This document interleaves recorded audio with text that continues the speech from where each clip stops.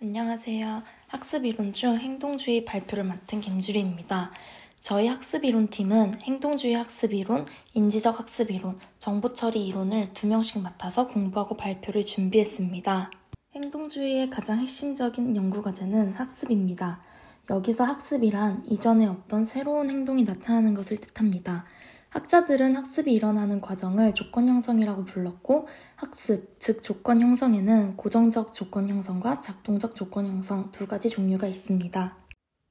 고전적 조건 형성은 애초에 중성자극이었던 자극에 대하여 특정한 반응을 하게 되는 것을 말합니다. 파블로브의 개 실험에서 원리를 설명할 수 있습니다. 먼저 개에게 고기가루를 주면 침을 흘립니다. 이때 고기가루는 무조건 자극이고 침을 흘리는 것은 무조건 반응입니다. 그 후 개에게 고기가루를 줄 때마다 종소리를 들려준 후 이 행동을 반복했더니 나중에는 종소리만 듣고도 침을 흘리게 되었습니다. 원래라면 종소리만으로는 침을 흘리지 않지만 고기가루와 결합하여 종소리만으로도 침을 흘릴 때의 반응을 조건 반응이라고 합니다. 이처럼 무조건 자극과 결합하여 조건화된 반응을 이끌어낼 수 있는 자극을 조건 자극이라고 합니다. 이와 같이 유기체로 하여금 어떤 반응을 불러일으킬 수 없던 자극이 무조건 자극과 결합됨으로써 조건 반응을 유발하게 되는 과정을 고전적 조건 형성이라고 합니다. 고전적 조건 형성의 주요 개념입니다. 자극 일반화란 똑같지 않은 비슷한 자극들이 동일한 조건 반응을 이끌어내는 것입니다. 예를 들면 종류가 다른 종소리 또는 벨소리를 들려주어도 개가 침을 흘리는 것을 말합니다. 변별이란 유사한 자극에 서로 다른 반응을 보이는 것입니다.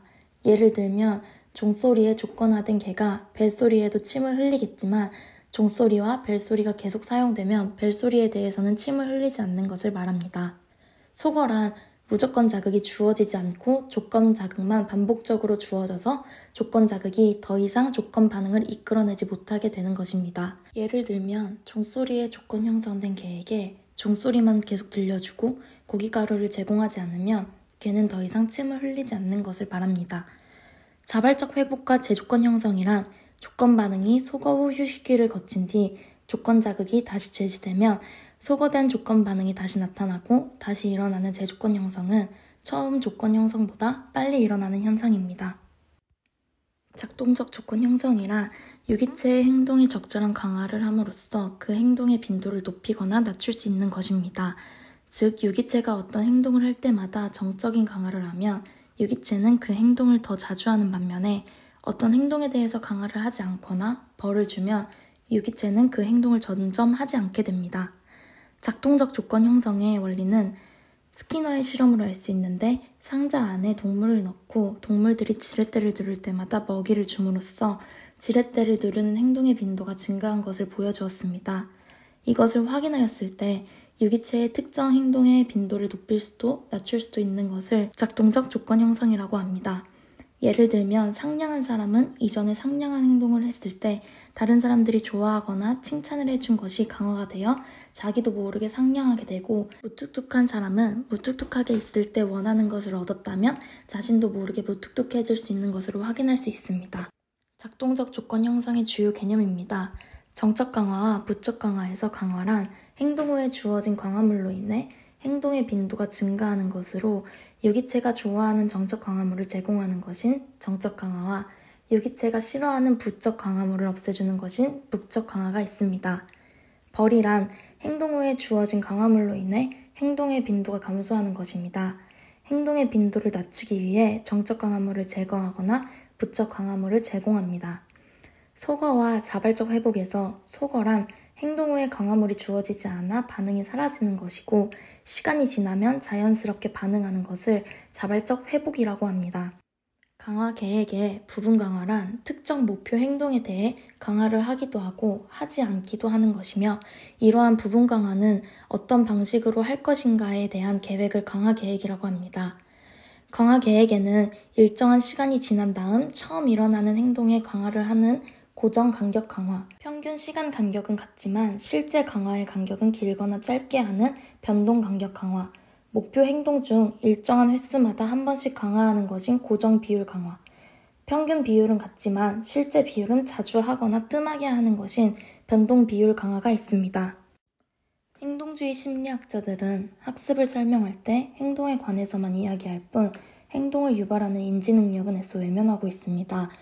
인지능력과 무관하게 학습이 일어나는 과정을 설명할 수 있다는 주장인데 고전적 조건 형성에서는 조건 자극과 무조건 자극이 인접해서 제공되기만 하면 작동적 조건 형성에서는 원하는 행동에 대해서 강화만 제공하면 학습이 일어난다고 보는 것입니다. 위의 그림은 레스콜라의 인접과 유관성의 차이를 보여줍니다. 고전적 조건 형성이 일어날 수 있는 핵심적인 조건이 조건 자극과 무조건 자극의 인접이 아니라 유관성임을 잘 보여주고 있습니다. 레스콜라는 고전적 조건 형성이 일어나기 위해서는 조건 자극 다음에 무조건 자극이 뒤따를 것이라는 분명한 정보를 줄 수 있어야 한다고 이야기합니다. 조건 자극이 무조건 자극을 암시하느냐 하지 못하느냐는 조건 자극과 무조건 자극이 얼마나 많이 짝지어졌느냐가 아니라 유기체가 두 자극 간의 유관성을 인지하느냐의 여부에 달려 있습니다. 이를 연장해서 본다면 학습은 상황 조건에 의해서 좌우되는 것이 아니라 학습자의 인지적 능력에 더 크게 좌우된다고 볼 수 있습니다. 이외에도 아무리 정적 강화를 해도 학습이 일어나지 않는 상황이 있습니다. 브릴랜드 부부는 강화 계획에 따라서 동물들을 훈련하던 중 어떤 동물들은 학습한 대로 행동하지 않음을 알게 되었습니다. 아래의 그림과 같이 너구리가 동전을 집어서 금속통에 넣도록 훈련을 시켰으나 너구리들은 동전을 계속 만지거나 통에 집어넣었다가 도로 끄집어내고 좀처럼 동전을 놓으려 하지 않았습니다. 이 현상이 먹이처럼 생긴 물건에 대한 너구리의 본능적인 집착 때문이라고 보았고 돼지에게도 이와 같은 유사 현상이 있음을 확인하였으며 이를 본능 표류라 불렀습니다. 본능 표류는 본능에 어긋나는 학습은 오래가지 못하고 곧 본능대로 행동하게 됨을 말합니다. 행동주의 학습 이론의 또 다른 한계는 학습자가 강화에 단순히 반응할 것임을 전제한다는 점입니다. 동물 훈련에 작동적 조건 형성 원리가 자주 적용되는 것은 사실이지만 그것은 동물들이 훈련자의 의도를 파악할 인지적 능력이 부족하기 때문에 가능한 것이며 의도를 파악하는 순간 작동적 조건 형성은 실패한다고 보아야 합니다. 이러한 상황들은 행동주의 학습 이론으로는 설명할 수 없는 한계점입니다. 뒤이어 김재용 선생님께서 인지적 학습 이론을 발표해 주시겠습니다. 두 번째로 인지적 학습 이론의 발표를 맡은 역사교육 전공 김재용입니다. 인지적 학습 이론은 학습의 과정에서 인간은 그저 수동적인 입장에 놓여 있을 뿐인 행동주의적 관점과는 다르게 외부 환경적 힘에 의해서 일어나는 것이 아니라 인간의 인지적 활동에 의해서 일어난다고 하는 이론으로 학습의 과정에서 인간이 능동적인 주체자로 생각하는 이론입니다. 인지적 학습 이론의 하나인 형태주의 학습 이론에서 게슈탈트 지각은 베르타이머가 제시한 이론으로서 그의 가연운동에 관한 연구에서 시작되었습니다. 이 연구에서 베르타이머는 인간이 무언가를 지각할 때 낱낱이 요소를 지각하는 것이 아니라 각 요소를 하나의 의미 있는 전체로 지각한다는 결론을 이끌어낼 수 있었습니다. 그림을 보면 왼쪽 그림은 점들이 동그랗게 나열되어 있는 모습이지만 대부분의 사람들은 이것을 원으로 지각합니다. 오른쪽 그림은 대부분의 사람들이 그림의 어느 곳에도 존재하지 않는 삼각형을 보게 됩니다. 이것은 우리가 지각을 할 때 의미 있는 전체를 형성하기 위하여 실제로 존재하지 않는 부분을 채워서 지각을 하기 때문에 이러한 현상이 나타나게 됩니다. 이 과정에서 빠져있는 부분을 채워서 전체로 지각하는 과정은 인지적 과정이며 이런 과정을 통해 인간은 수동적인 입장에서 학습되어지는 존재가 아닌 능동적으로 학습하는 존재라는 것입니다. 다음으로 통찰학습입니다. 통찰학습은 베르타이머와 함께 형태주의 심리학을 발전시킨 쾰러의 이론으로 행동주의 심리학적 원리로는 설명되지 않는 부분에서 나타나게 되었습니다. 쾰러는 원숭이들이 접근할 수 없는 유리천장에 매달아 놓은 바나나를 어떻게 따는지 관찰하였는데 이 과정에서 원숭이들은 우연에 의해 해결책을 찾은 것이 아니라 목적 달성을 위한 연관성을 발견하여 하나의 전체적인 그림, 즉 게슈탈트로 파악을 할 수 있다고 생각하였고 이는 행동적인 경험에 의존한 것이 아니라 인지적인 활동의 결과이며 어느 순간 해결책이 머리에 떠오른 것이라고 주장하였습니다. 쾰러는 이러한 현상을 아하 현상이라고 하였고 이처럼 새로운 발견이나 문제 해결을 하는 것을 통찰학습이라고 합니다. 인지적 학습이론의 두 번째 부분인 사회인지이론은 반두라가 제시한 것으로 인간의 지식 습득에는 개인의 인지, 행동, 경험, 그리고 주위 환경에 상호작용하면서 영향을 미친다는 이론입니다. 첫 번째로 등장하는 개념은 관찰학습입니다. 반듀라는 인간은 다른 사람이 어떻게 행동하는지, 그리고 그 결과 어떤 강화를 받는지 관찰하는 것만으로도 학습이 일어날 수 있다고 보았습니다. 사람들은 자신이 직접 강화나 벌을 받지 않고 다른 사람이 강화나 벌을 받는 것을 보고 학습하게 되며, 이처럼 간접적인 강화와 벌의 효과를 대리적 강화, 대리적 벌이라고 합니다.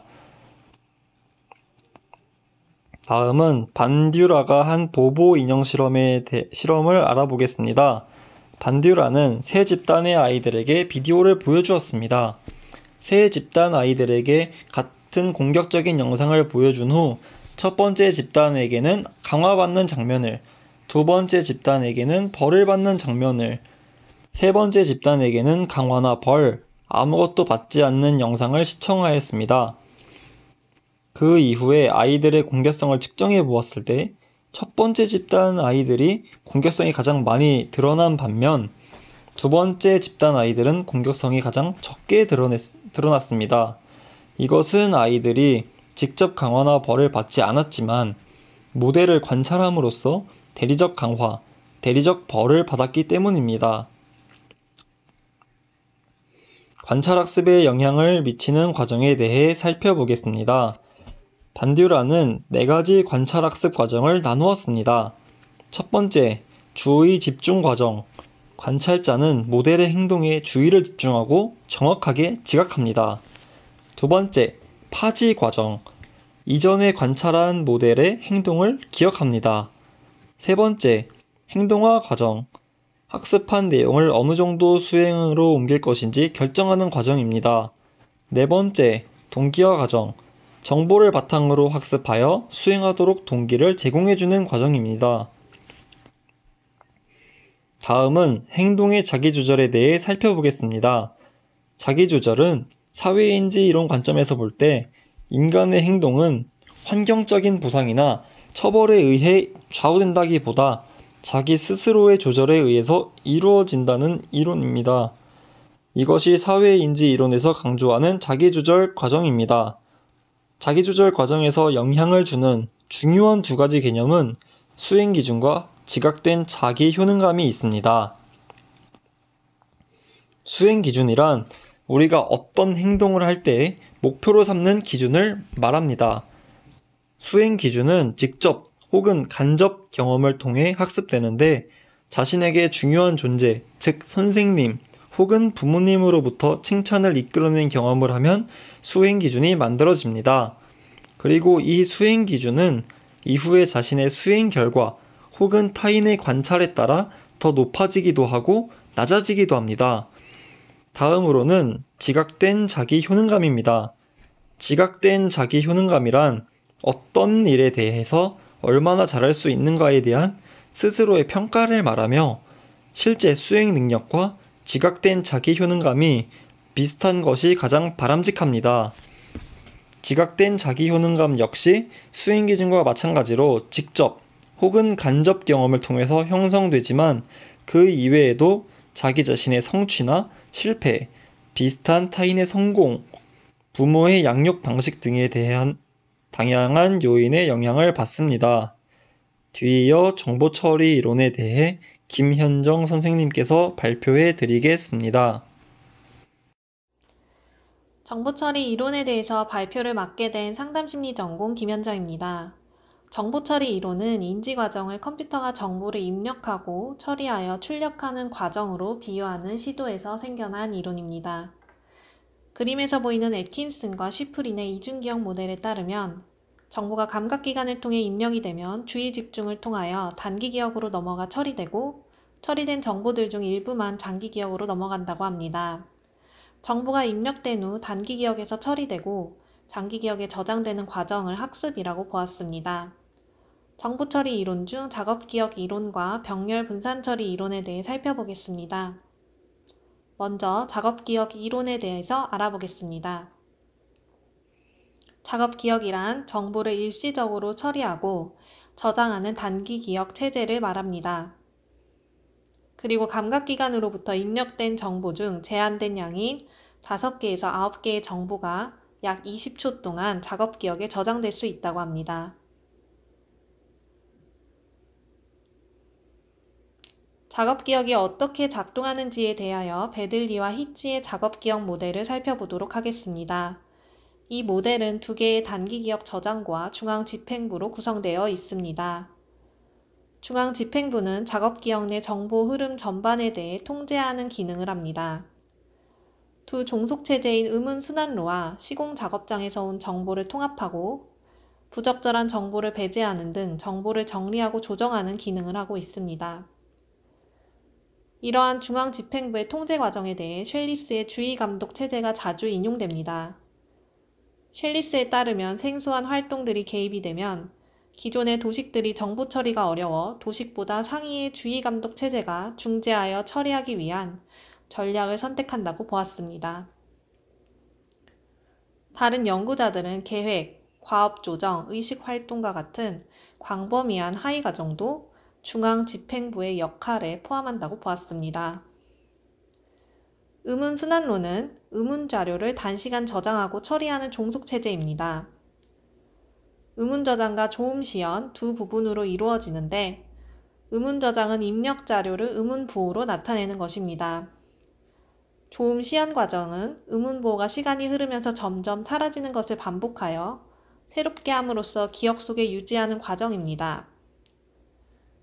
시공작업장은 시각적이고 공간적인 정보와 영상의 형태로 부호화되어야 할 음운자료를 처리하고 저장하는 종속체제입니다. 시각적 정보와 공간 정보를 단기적으로 처리하고 붙잡아두는 역할을 하고 있습니다. 모든 연구자들이 이 작업기억 모델에 동의하지는 않았습니다.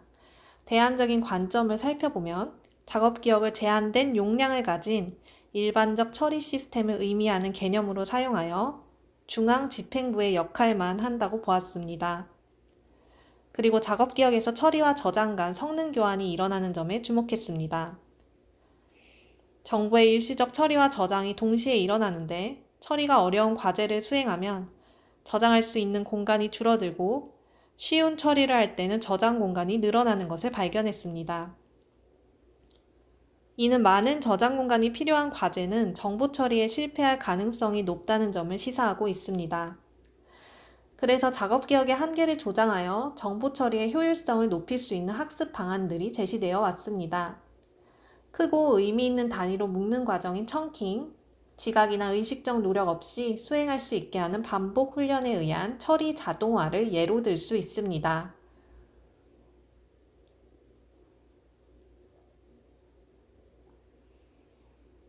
다음으로 병렬분산 처리 이론에 대해 설명드리도록 하겠습니다.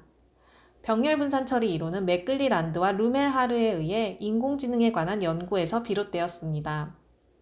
이론에 따르면 학습이란 경험을 통하여 새로운 연결이 이루어지는 것이라 할 수 있습니다.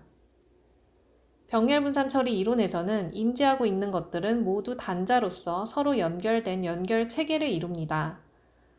아래는 맥글리란드의 병렬분산 처리 모형입니다. 잠깐 PDP 모형을 설명드리자면 아래 모형에서는 Z단과 샤크단이라는 두 폭력단이 지배하는 불안한 동네에서 함께 살면서 표에서 기술된 사람들을 만난다고 상상해 봤을 때 이웃 사람들에 관한 지식과 질문에 대한 답이 표상되는 방식은 표 왼편과 같이 신경과 같은 모형으로 제시될 수 있게 됩니다. 만약 랜스라는 사람에 관한 정보를 인출한다고 가정할 때 중앙에 있는 구름의 한 요소가 이름은 랜스이고 나이는 20대이고 직업은 도둑이고 미혼이고 Z단원이고 교육은 중학교 수준인 단위와 연결되어 있는데 망 조직에서 랜스에 대한 정보를 인출하기 위해서는 랜스라는 이름에 해당하는 단위의 활성화부터 시작해야 됩니다. 이것이 렌스에 관한 법례 단위를 활성화하고 이 활성화가 렌스에 관한 다른 특성들을 활성화함으로써 렌스와 일치하는 활성화 패턴이 모든 신경망 조직에 걸쳐 만들어지게 됩니다. 그 효과로 렌스라는 표상을 신경망 조직으로부터 인출하게 됩니다. 앞서 우리가 인지하는 모든 것은 단자로서 연결된 연결 체계를 이루고 있다고 설명드렸는데요. 이어서 연결 체계의 주요 개념을 설명드리겠습니다. 주요 개념으로 단자, 활성화, 연결 부하를 들 수 있습니다. 먼저 단자란 신경세포 같은 처리기의 단위입니다. 다른 단자들과 망을 형성하며 단자는 군으로 묶입니다.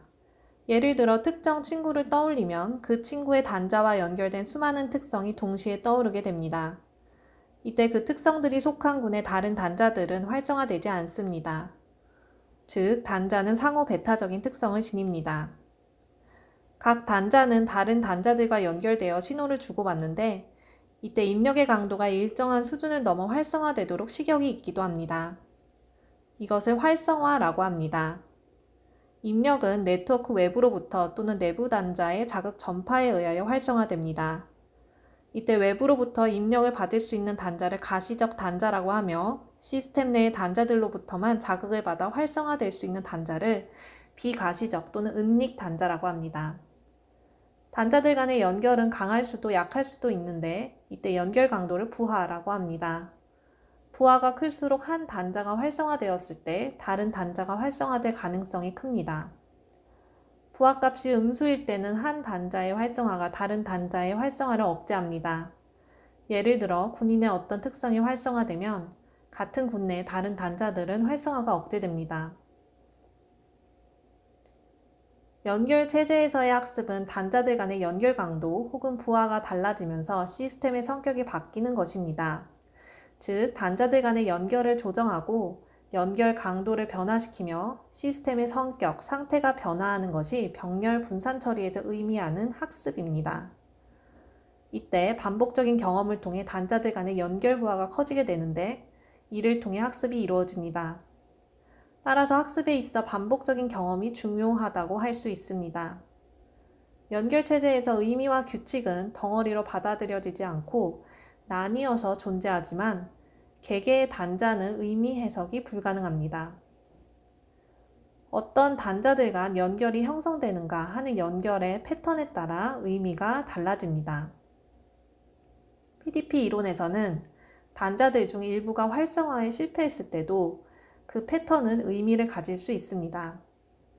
이로 인해 완전히 맞거나 완전히 틀리지 않은 어중간한 수준의 학습이 가능하며 학습은 한순간이 아닌 점진적으로 이루어지는 것입니다. 마지막으로 다음 수업 시간에 진행할 토의 주제에 대해 말씀드리겠습니다. 행동주의 학습 이론과 인지적 학습 이론이 여러분들의 전공 분야 학습 지도에 어떻게 적용될 수 있을지 논의해 보고자 합니다. 다음 수업 시간까지 천천히 생각해 보시면 좋을 것 같습니다. 이상으로 발표를 마무리하겠습니다. 감사합니다.